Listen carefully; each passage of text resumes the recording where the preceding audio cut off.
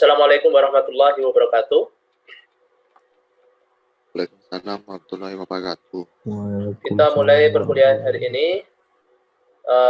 Seperti biasa, tugas akhir 1. Saya akan memberikan sedikit materi, yaitu berkaitan tentang jurnal. Ya. Tentang bagaimana cara menulis jurnal, output jurnal dari penelitian. Mengenal sebuah jurnal. Jurnal itu apa sih sebetulnya? Jurnal ini adalah publikasi ilmiah yang berisi kumpulan artikel atau kumpulan paper, dan pada umumnya terbit secara reguler, seperti misalnya 2 kali atau 4 kali dalam setahun. Ya. Jadi jurnal ini merupakan sebuah publikasi ilmiah, beda dengan skripsi. Kalau skripsi hanya berupa laporan yang nanti akan sebagai koleksi di perpustakaan kita masing-masing. Bahkan tidak jarang banyak skripsi yang nantinya itu akan dikilokan. Karena saking banyaknya perpustakaannya sempit, semakin sempit, maka skripsi tersebut akan dijadikan sebuah bungkus gitu saja kan. Tetapi berbeda dengan jurnal. Jurnal di sini adalah memang sebuah publikasi paper kita atau penelitian kita ini dibuat sebuah artikel, kemudian diterbitkan dalam sebuah jurnal yang nantinya akan dipublikasi, sehingga orang lain itu akan merujuk atau akan dapat menggunakan apa yang sudah kita teliti, orang lain itu akan dapat membacanya dimanapun dia berada. Berbeda kalau skripsi, memang kalau skripsi itu hanya koleksi atau tesis ataupun disertasi itu hanya koleksi untuk tugas akhir kita. Naskah artikel yang ditulis untuk jurnal itu direview atau dievaluasi oleh tim reviewer sebelum masuk ke meja editorial jurnal. Ya. Jadi kalau kita outputnya jurnal, artikel kita sebelum diterbitkan ke jurnal itu akan direview terlebih dahulu dan dievaluasi. Kalau di skripsi kan kita penguji ya, penguji 1, penguji 2, penguji 3, itu kan. Nah, kalau di jurnal itu namanya reviewer. Dia akan merevisi, direview semua tulisan kita itu apa yang salah di sana, kontennya bagaimana, nanti diberikan di sana, dinilai semuanya. Oh, ini kurangnya ini seharusnya seperti ini tidak layak untuk diterbitkan di jurnal ini. Nah, itu semuanya nanti akan direvisi seperti itu. Nah, sehingga tugas penguji tidak lagi ada peran di sana nanti. Tugas penguji tidak ada peran, kecuali kalau memang jurnalnya di sana itu jurnal yang belum terindeks, belum ditetapkan oleh sebuah instansi untuk diterbitkan, atau belum terindeks suatu indekser yang memang sudah ditetapkan. Jadi itu mudahnya jurnal. Kemudian jurnal pada umumnya ini adalah berisi sejumlah referensi yang menjadi rujukan penulisan tiap artikel. Jadi jangan ketika Anda menulis paper, itu seharusnya Anda merujuk ke paper-paper dari jurnal-jurnal yang berkaitan, sebidang dengan yang Anda tulis. Tuh. Nah, ini contoh dari yang bisa Anda lihat nanti. Ini link jurnal publikasi Mercu Buana. Ini adalah link jurnal yang terindeks Sinta 2. Biasanya semakin tinggi Sintanya, yaitu Sinta 2, Sinta 1, Sinta 2 itu kebanyakan berbayar ya. Tetapi ada juga yang gratis. Jadi semua jurnal itu ada yang berbayar, ada yang gratis. Cari saja yang gratis. Banyak sekali yang gratis di sana. Kalau dia dikelola oleh independen, artinya bukan sebuah instansi universitas ataupun instansi pemerintahan, itu nanti biasanya berbayar. Ya.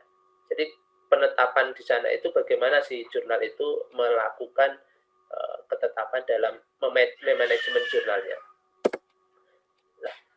Sekarang bagaimana cara menulis paper karya ilmiah yang baik supaya kita dapat terbit ke jurnal? Ya. Riset proses. ketika Anda riset, ketika Anda melakukan penelitian, yang perlu Anda lakukan adalah yang pertama di sini, define research problem. Mencari atau mendefinisikan penelitian, permasalahan penelitian. Ini langkah yang pertama. Ya. Dari langkah pertama ini, tapi jangan mencari judul. Jangan mencari judul terlebih dahulu. Tetapi kita harus mencari permasalahan risetnya. Apa sih yang akan saya riset? Permasalahan yang akan saya riset itu apa? Yang ada di sana. Nah, kemudian dari permasalahan yang ada itu, kita cari lagi, tahap yang kedua adalah mereview literatur. Ya. Review literatur itu dengan mencari paper-paper dari jurnal-jurnal terkait yang sebidang dengan penelitian kita. Ya kan? Nah, apa yang direview, literatur apa yang akan direview, yaitu review konsep and theories. Nah, konsep yang digunakan dari paper yang sebelumnya itu bagaimana, kemudian review research finding, apa temuan yang sebelumnya itu, apa dia telah menemukan apa di paper sebelumnya, kemudian konsepnya yang digunakan bagaimana, teoritisnya bagaimana.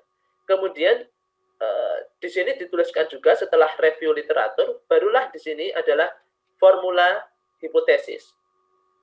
Kemudian hipotesis yang akan kamu pakai itu bagaimana? Hipotesis yang akan kita ajukan itu seperti apa? Kemudian di sini barulah ada design research. Nah, ini ada keterangan ya, F dan FF, feedback. Ini ada design research. Ini contoh dari sampel research. Metodologinya. Kemudian mengumpulkan dengan penelitian. Feedback ya. Apa yang analisis data? Ternyata misalkan, maka dia collect data, lakukan pengumpulan data lagi. Nah, sebelum kita interpretasikan, kita gambarkan hasilnya. Kita definisikan, kita lakukan. Nah, laporannya apakah sudah sesuai dengan data analisis tadi? Kalau belum sesuai, kita feedback lagi ke tes hipotesis ini. Kita akan meneliti, itu utamanya dari sebuah problem, permasalahan, mencari sebuah permasalahan. Nah, kemudian anatomi paper ini. Anatomi ini Anda gambarkan series. Ada 1, 2, 3, 4. Ini menggambar sebuah porsi. Satu, pertama, introduction. Nah, di dalam introduction, pertama ya, ini menggambarkan besar ya, gambarkan itu besar. Apa yang sudah kita ketahui? Apa yang akan kita cari? Ya. Kemudian yang nomor 2, what is unknown? Apa yang tidak kita ketahui? Kemudian how and why should we fill the gap? Bagaimana cara atau menggali tadi? Apa perbedaannya? Gap itu perbedaan dengan sebelumnya. Dari paper-paper yang sudah kita baca, apa perbedaan penelitian kita dengan paper yang sebelumnya? Barulah di sini digambarkan yang metode ini di dalam apa yang telah Anda lakukan. Nah, jadi cukup saja metode yang di sini tidak terlalu panjang lebar sampai harus membahas sebuah permasalahan atau hasil, ya, tidak sampai ke sana. Kemudian result ini berupa data-data, berupa tabel ataupun grafik dan lain sebagainya. Barulah diskusi ini adalah bagaimana hasil dari cara menyelesaikan sebuah permasalahan tadi. Pesan ya, analisis resultnya, conclusion yang bisa digambar panjang lebar. Jadi di yang sedikit kemudian ya sedikit saja. Paling banyak itu adalah di bagian discussion, conclusion dan pendahuluan. Ini anatomi paper. Nah, berbeda dengan skripsi ya kan. Kalau skripsi di dalam pendahuluan itu ada latar belakang, ada rumusan masalah, tujuan, kemudian ada manfaat, ya, sistematika penulisan seperti apa, ya, di dalam satu bab itu saja. Kemudian bab 2 ada landasan teori. Nah, di sini landasan teori sudah menjadi satu dengan introduction. Seperti yang tadi saya dijabarkan pada gambar sebelumnya. Ya. Ada review literatur, di sana ada review konsep dan teori, kemudian review dari penelitian sebelumnya, itu sudah dijadikan satu ke dalam sebuah paragraf. Jadi di dalam introduction ya. Anatomi paper karya ilmiah. Jadi tulisan ilmiah itu membutuhkan kejelasan secara langsung, tidak berbelit-belit. Kalau di dalam skripsi, mungkin Anda bisa menggambarkan atau menjabarkan secara runut, secara sistematis ya. Apa yang mulai dari awal sampai akhir. Ya. Tetapi di sini ini juga harus berurutan, hanya saja bagaimana mengolah kata-kata kita supaya lebih mudah dipahami dan lebih padat tapi berisi di dalam, karena memang dibatasi di karya ilmiah ini, dibatasi lembaran-lembarannya, yaitu 1 sampai maksimal kalau nggak salah ada paper yang sampai 20 lembar ya, maksimal itu. Tapi umumnya 1 sampai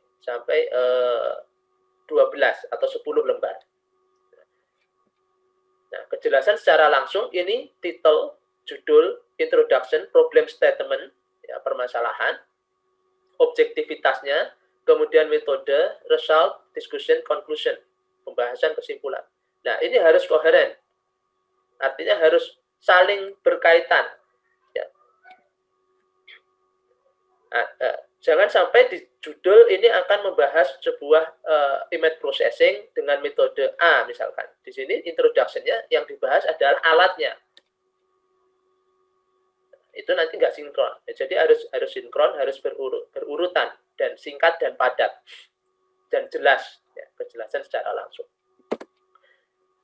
Nah, apa saja yang fungsi-fungsi yang ada di dalam paper itu? Yang pertama adalah introduction. Di dalam introduction ini yaitu mendiskusikan permasalahan yang akan diselesaikan. Nah, kemudian mendeskripsikan di mana riset dilakukan sesuai dengan ilmu yang berkembang saat ini. Nah, kemudian gunakan literatur primer dan merangkum permasalahan yang sedang hangat. Nah, yang kita cari di sini adalah introduction adalah seperti itu untuk paper. Permasalahan-permasalahan. Makanya kenapa pertama kali ketika kita meneliti itu cari permasalahan yang sedang hangat. Nah, kemudian di sini metode.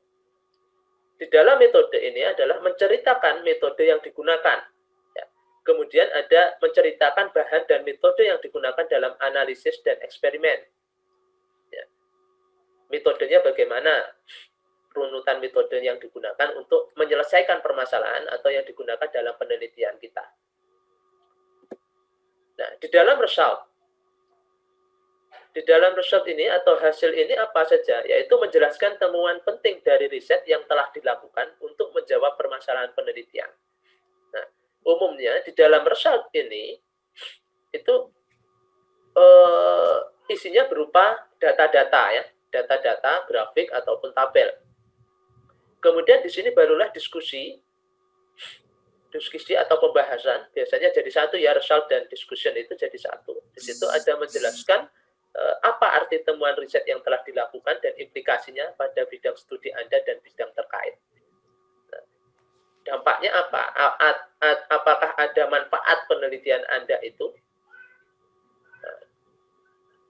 untuk dihasilkan sebuah jurnal, untuk terbit ke sebuah jurnal. Nah, kemudian ada cantumkan batasan pada studi Anda dan diskusikan kemungkinan penelitian yang untuk masa depan yang diperlukan. Ini masuk ke dalam conclusion atau saran-saran yang akan digunakan.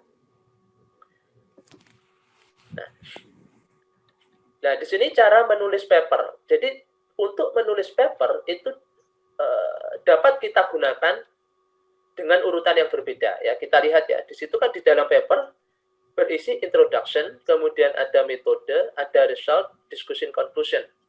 Nah, central report section, bagian utama laporan ini harus diselesaikan terlebih dahulu untuk menghasilkan sebuah paper. Nah, makanya ketika Anda ingin menghasilkan sebuah paper jurnal, maka yang perlu Anda lakukan adalah mencari permasalahan, kemudian melakukan penelitian, meneliti terlebih dahulu. Hasilnya apa? Hasilnya sudah dapat, barulah ditulis metodenya bagaimana yang digunakan untuk menyelesaikan atau mendapatkan hasil tadi. Ya, metode seperti apa ditulis, kemudian resultnya seperti apa, pembahasannya bagaimana. Nah, itulah yang terakhir, introduction. Nah, Tapi biasanya orang itu akan melakukan hal yang standar. Ya. Biasanya standar kalau kita melakukan menulis introduction terlebih dahulu, kemudian kita tulis metode, result, dan discussion berurutan seperti ini dilakukan secara standar. Tetapi umumnya supaya kita fokus atau lebih dalam menulis itu biasanya kita melakukan penelitian terlebih dahulu, kemudian ditulis kodenya yang kita pakai apa, hasilnya bagaimana dari penelitian itu, barulah untuk diterbitkan sebuah jurnal kita tulis introduction-nya dan kita cari judulnya. Itu langkah yang sedikit berbeda. Ini di dalam penulisan paper ya. Nah, berbeda kalau kita menulis sebuah skripsi. Nah, kita menulis sebuah skripsi kan otomatis kita harus mengajukan sebuah proposal. Apakah penelitian itu layak atau tidak? Proposal itu untuk menilai kelayakan sebuah penelitian.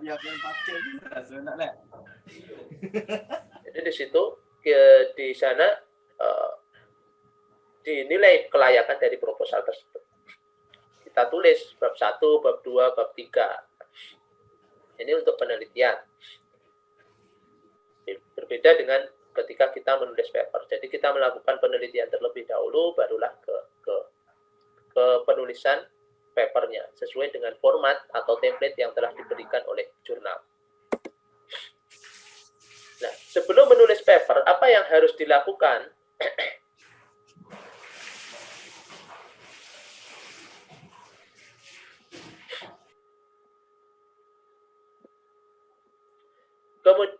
Yang pertama adalah tulis pertanyaan, penelitian, dan hipotesis Anda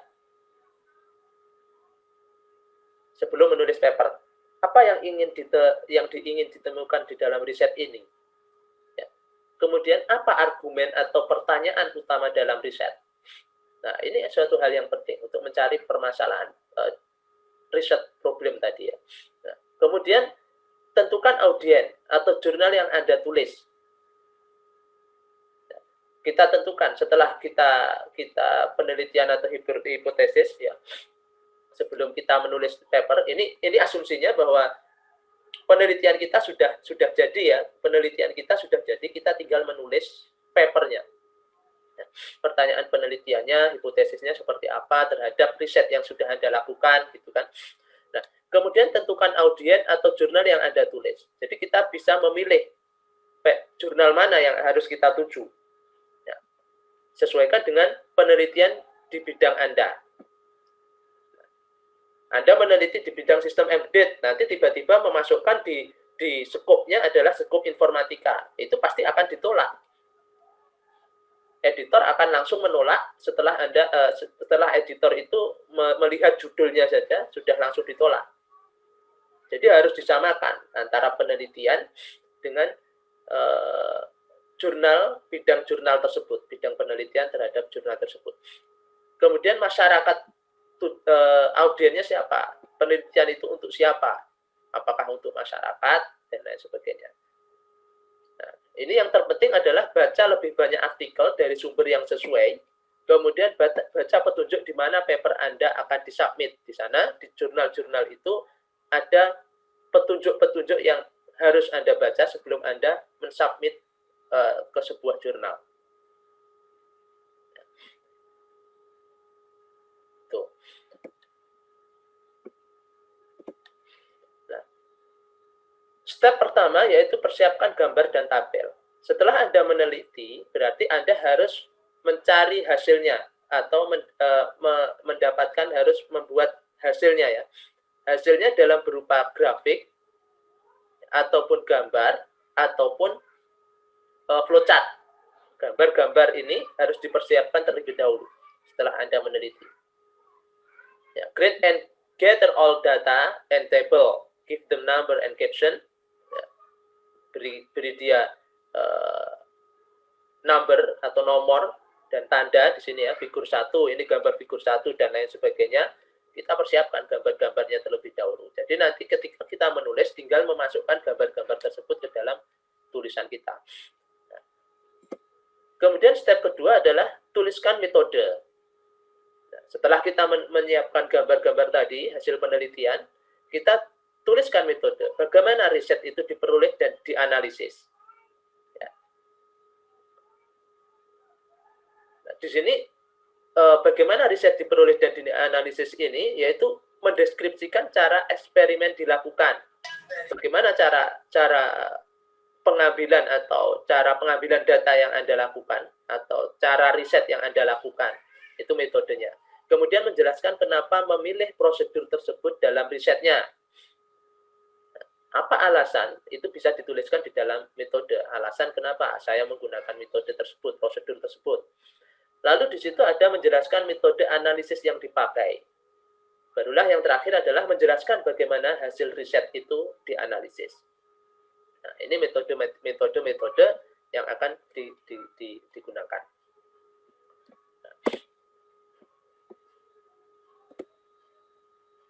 Kita lanjut step kedua, metode. Tuliskan metode. Di dalam penulisan metode, itu yang kedua adalah organisir sumber informasi.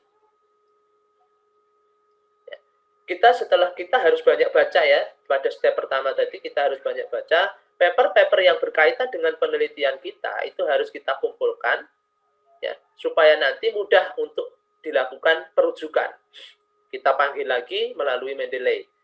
Ya, di sini mengorganisir sumber informasi, materi yang digunakan, termasuk sumber site dan sampel. Nah, kemudian bagaimana bahan-bahan dipersiapkan ya, untuk metodenya. Kemudian flow measurement dibuat. Kemudian analisis metode statistiknya bagaimana. Nah, walaupun ini tidak semuanya, tetapi hal ini harus mencakup, metode ini harus mencakup hal-hal semacam ini.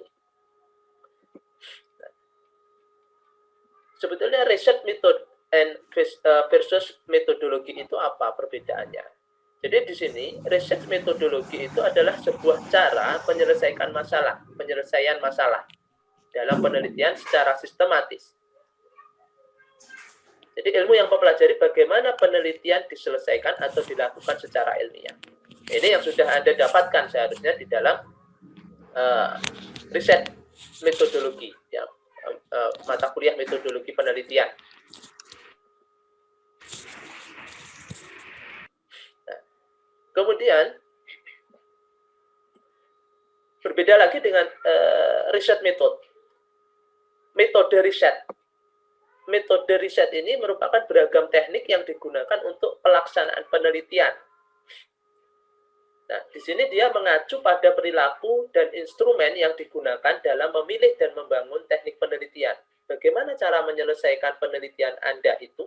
Menggunakan apa? Menggunakan teknik apa?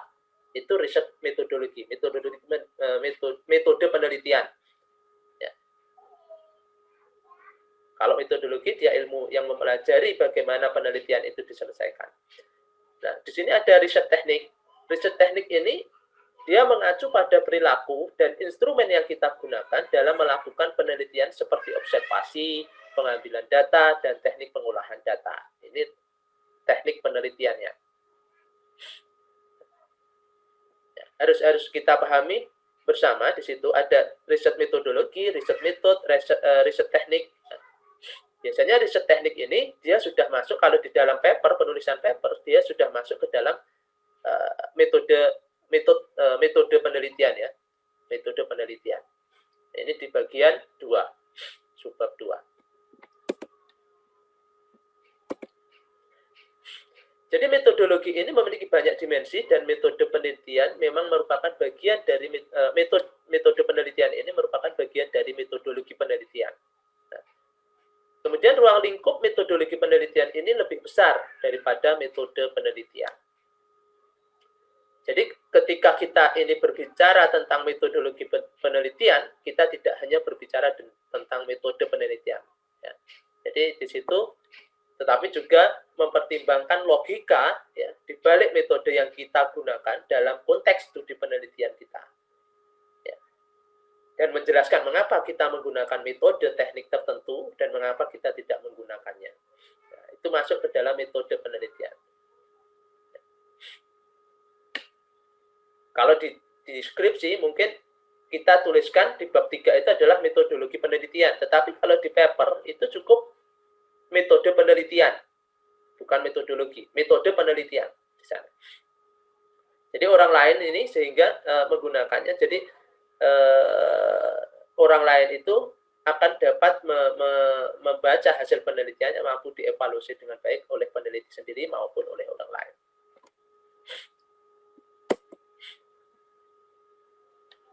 Masih di dalam metode penulisan metode. Yang ketiga adalah tip metode.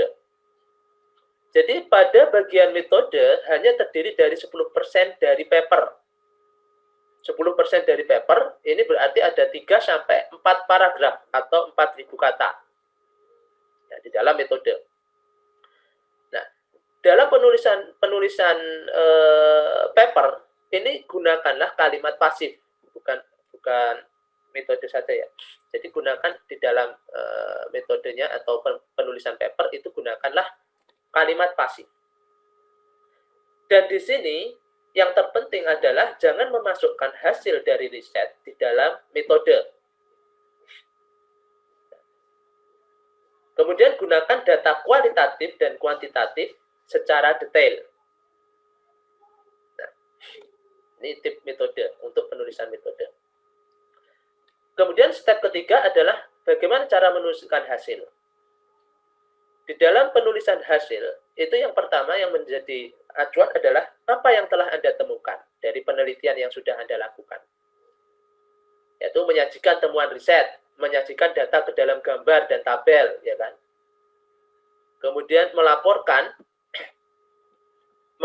pengumpulan data dan partisipannya seperti apa, ini masuk ke dalam hasil.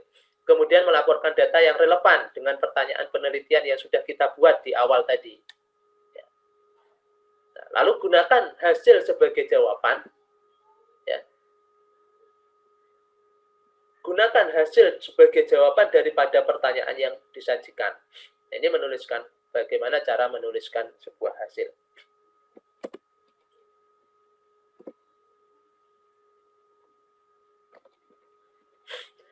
Nah, di sini ada research question di dalam menuliskan hasil ya. Ada research question, pertanyaan riset.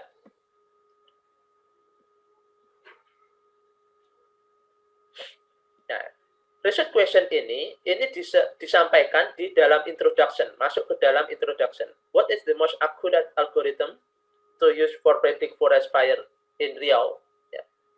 Nah, ini permasalahannya menjadi research question, pertanyaan atau permasalahan yang ya. Jadi ini contohnya ya. What is the most accurate algorithm? Jadi algoritma apa yang akurat, yang lebih akurat yang digunakan untuk memprediksi kebakaran di Riau. Nah, itu menjadi sebuah research question. Nah, ini disampaikan di dalam introduction. Nah, pertanyaan seperti ini sudah disusun rapi ke dalam paragraf. Jadi seolah-olah paragraf itu bukan sebuah, atau kalimat itu bukan sebuah pertanyaan. Ya, tanda tanya di dalam introduction itu tidak ada di sini.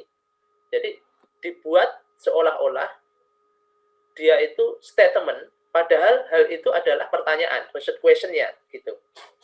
Untuk penulisan sebuah paper. Nah, kemudian di dalam hasil itu menyajikan data berdasarkan data gambar.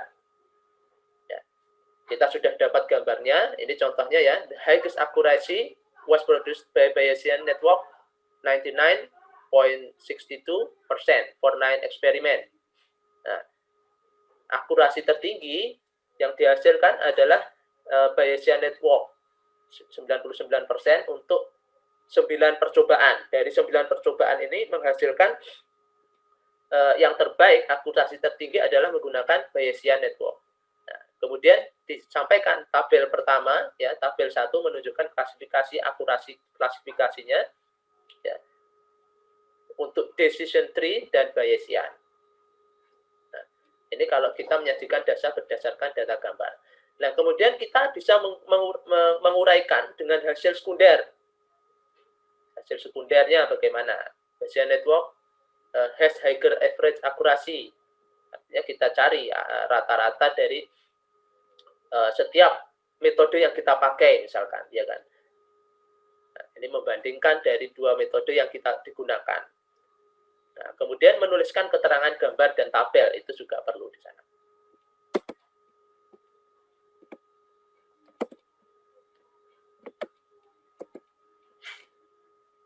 Nah, ini barulah di step keempat ya. Tadi kan kita menuliskan langkahnya tadi kan. Pertama menuliskan metode, kemudian hasil, kemudian conclusion ya. Conclusion. Barulah kita bagaimana menuliskan pendahuluan. Di dalam menuliskan pendahuluan ini kita harus menetapkan dulu konteks penelitiannya apa. Jadi harus terfokus, langsung terfokus ke dalam penelitian yang kita bahas. Ketika kita meneliti itu kan terkadang kita banyak sekali yang kita dapatkan hasilnya kan. Nah, tetapi apa yang di dalam paper itu yang dituliskan cukup satu fokus saja. Difokuskan ke dalam satu bidang saja atau skop gitu kan. Nah, di dalam menuliskan pendahuluan di dalam paper ini yang pertama adalah tetapkan konteks penelitian. Kemudian sertakan kesenjangan atau gap. Perbedaan dengan penelitian sebelumnya apa dalam pengetahuan yang ingin diisi oleh studi Anda. Kemudian sebutkan tujuan pekerjaan dalam bentuk hipotesis atau pertanyaan atau masalah. Nah, ini disusun dengan menggunakan dalam satu paragraf. Lalu di situ ada berikan tujuan dan alasan untuk pendekatan Anda, termasuk konten utama yang ditemukan dalam hasil dan diskusi. Ini menuliskan pendahuluan. Secara teori, di dalam menulis paper seperti ini ya. Jadi ada question and answer tentang pendahuluan, yaitu apa permasalahan yang akan diselesaikan, yang akan dituliskan di pendahuluan. Jadi permasalahannya apa yang akan saya selesaikan. Kemudian apa yang kita ketahui tentang permasalahan ini, yaitu dengan mereview paper-paper tadi. Apakah sudah tersedia solusinya? Nah, kalau belum tersedia, berarti kita sudah menemukan gap, perbedaan atau kesenjangan dari penelitian sebelumnya. Maka gap itulah yang kita bahas. Nah, kemudian apa batasan dan gap untuk mengetahui solusi yang ada itu? Kemudian apa yang Anda harapkan untuk mencapai studi, tujuan, hipotesis atau penelitian Anda? Tuh. Ini tentang pendahuluan. Nah, mungkin sampai di sini untuk materi tentang penulisan karya ilmiah. Nah, silahkan kalau ada pertanyaan. Ada pertanyaan? Oke, silahkan kalau ada pertanyaan dari pemaparan tadi atau dari topik diskusi mengenai tugas akhir. Ada nggak? Pak, sudah Pak. Hah?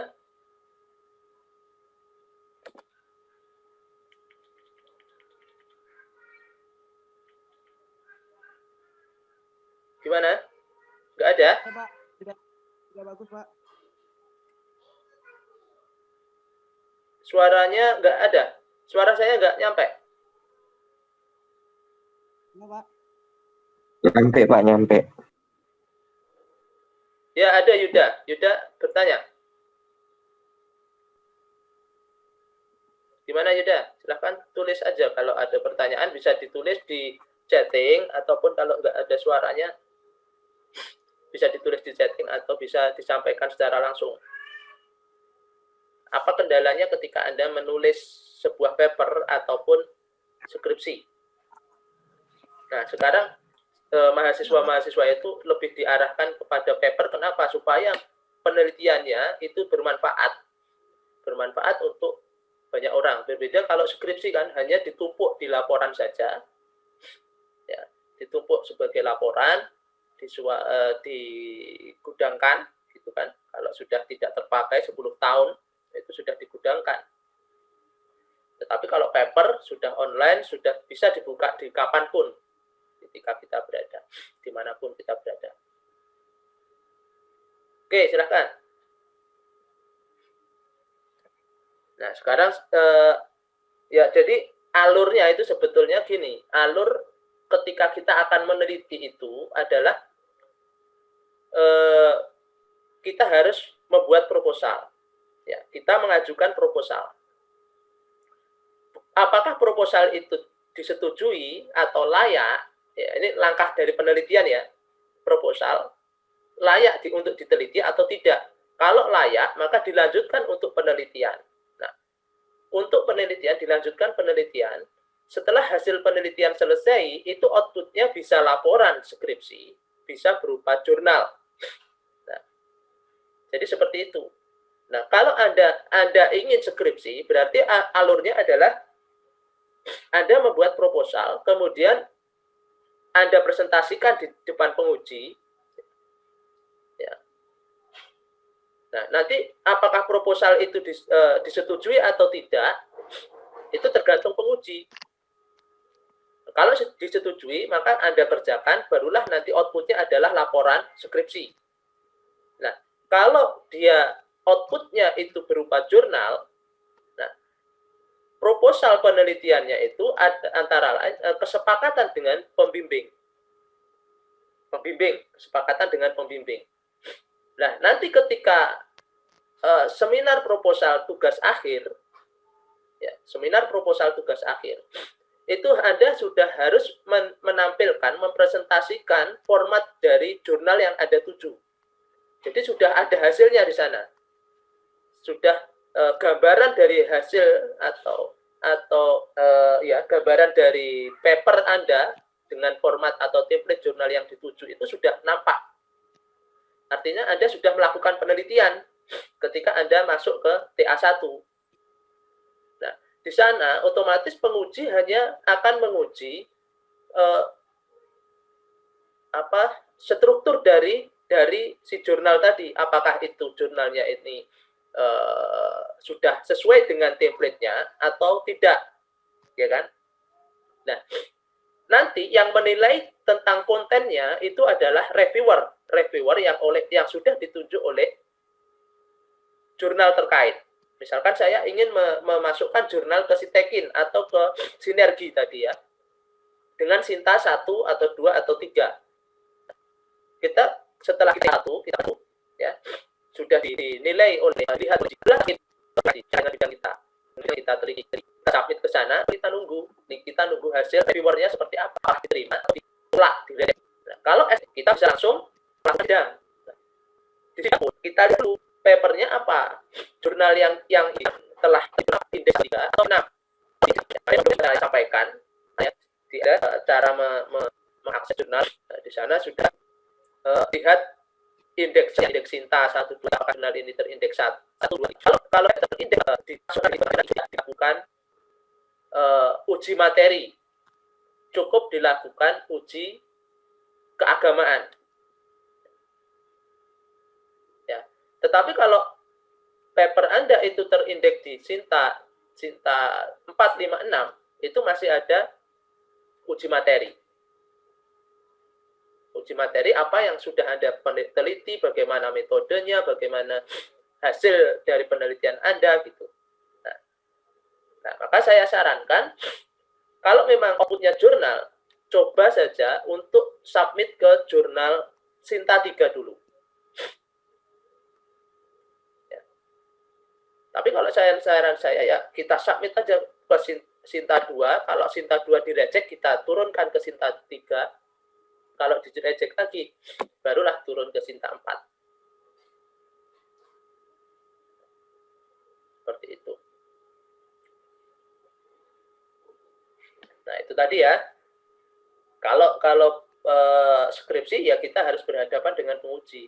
Nah, itu tinggal output, tinggal keinginan Anda. Dengan output jurnal berarti Anda sudah membantu atau berperan serta di dalam meningkatkan poin akreditasi dari prodi kita. Coba kita lihat di Sinta di situ ya, kita lihat di sini, kita lihat bersama. Nah, Sinta itu indekser yang dikeluarkan oleh Ristek Dikti. dari yang 20 kita sudah copy ada tuh kamar artinya mati diri karena tabayaan kita copy paste ketik mandiri ataupun ada caranya. Waktu Turnitin bacanya ini sebuah kutipan, tidak akan terbaca oleh Turnitin. Jadi diabaikan, ini persentase kutipan, berarti kan itu nanti akan diabaikan.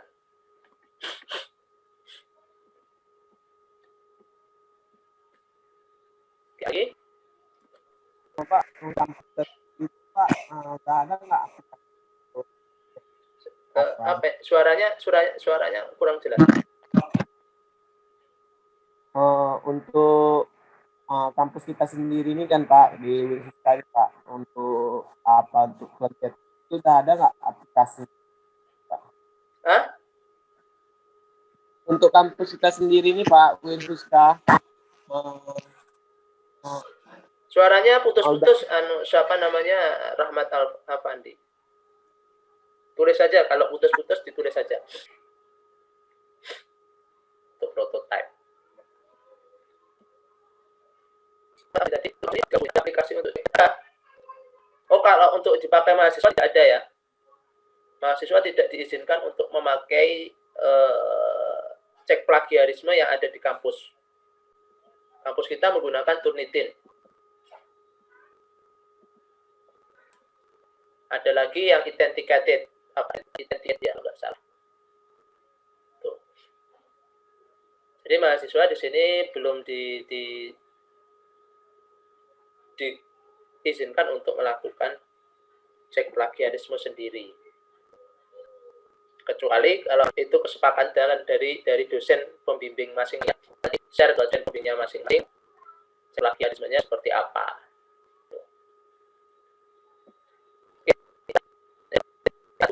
Ya, prodi di TA kalau sudah melaksanakan di itu baru memang laporan ya silahkan mau praseminar dipersilakan. Nanti bahasan kita adalah TA. Tapi kalau outputnya jurnal, nah itu nanti harus tahu konsepnya seperti apa, konsep dari penelitiannya. Karena jurnal itu kan sudah hasil dari penelitiannya sudah dilakukan. Kalau proposal itu kan masih rencana penelitian. Kita tinggal langsung bahas satu persatu permasalahan bandingkan dengan paper-paper yang sudah pernah terbit ataupun TA-TA yang sudah pernah terbit seperti apa, TA-TA yang sudah selesai. Kalau memang outputnya itu TA. Kalau paper, kita cari paper-paper yang sudah pernah terbit di suatu jurnal, kita bandingkan bagaimana sih penulisannya, apakah itu sudah termasuk ke dalam struktur paper tersebut atau belum. Oke, ada pertanyaan? Kalau tidak ada, mungkin kita cukupkan sekian untuk pertemuan hari ini. Ya, silakan. Untuk lapornya di mana, Pak? Siap praseminar? Ya, untuk yang mau praseminar maksudnya, Pak.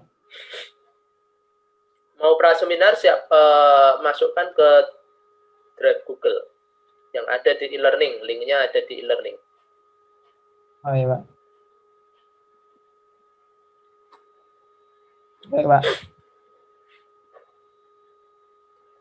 Oke, ya, nggak ada pertanyaan lagi. Kalau tidak ada, ya selamat menulis, memulai untuk mencari permasalahan, problem statement-nya bagaimana, permasalahan penelitian, dan mencoba untuk mendefinisikannya, memulai meneliti. Oke, terima kasih atas perhatiannya. Terima kasih. Assalamualaikum warahmatullahi wabarakatuh.